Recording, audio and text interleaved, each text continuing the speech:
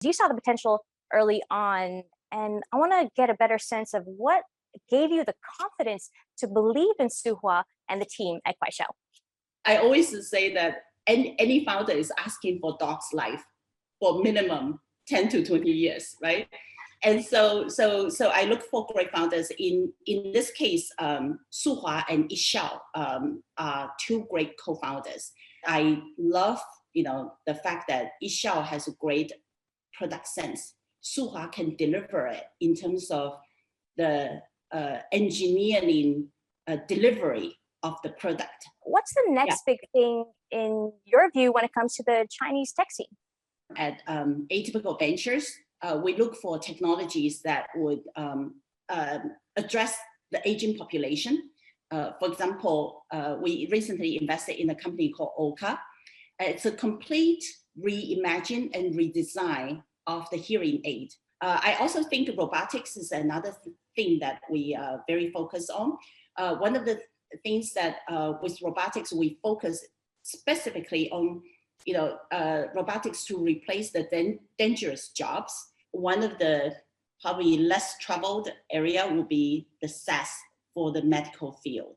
And given China's medical, healthcare investment is now picking up pace, and healthcare spend, along with the improvement of people's wealth level, is going to be picking up faster and faster. Ruby, how would you compare the VC space in China now versus when you first began in the industry?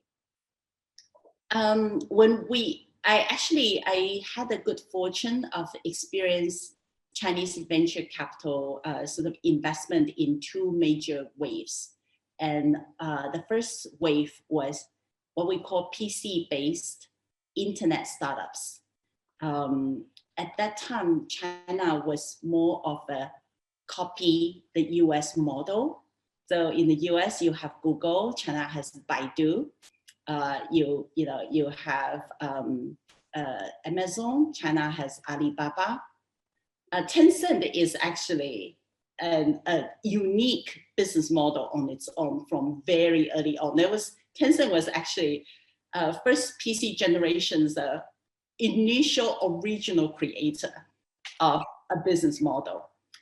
But as you moved on to what I call the second wave of internet, which is mobile internet, that emerged about, I would say 8 years ago, because of China's large base of mobile users, and because the PC penetration is behind the US, so many people just completely leapfrog into mobile internet.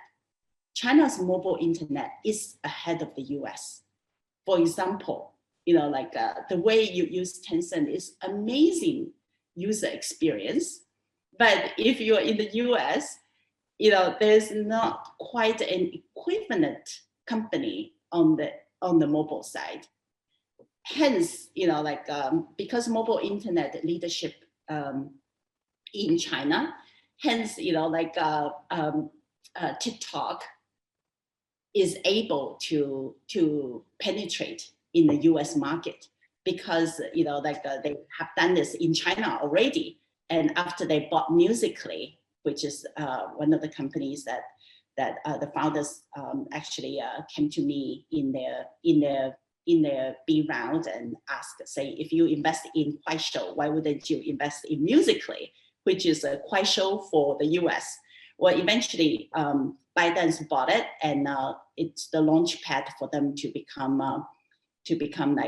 build TikTok on top of it. On that, any regrets missing out on funding in ByteDance or even a player like Xiaomi?